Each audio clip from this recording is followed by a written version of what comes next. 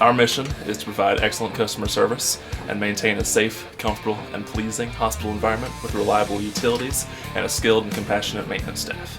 I come in with a plan and then I follow what needs to be done. We have our frontline troubleshooters,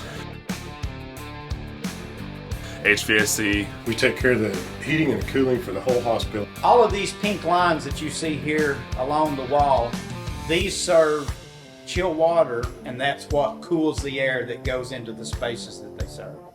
These serve the main part of the hospital.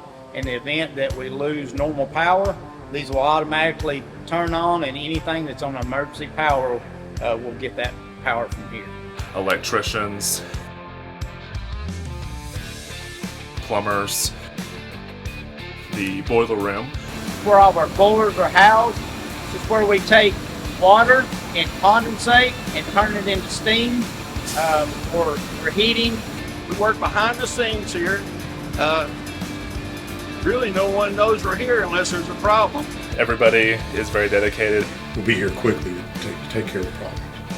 I like working here to help the patients be comfortable.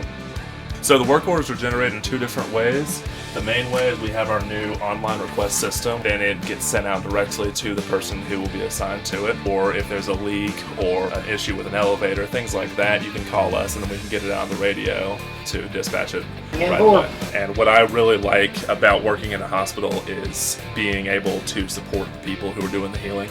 Our priority is to maintain our infrastructure for patient care. The people. For my team, the other teams, there's everything about the people.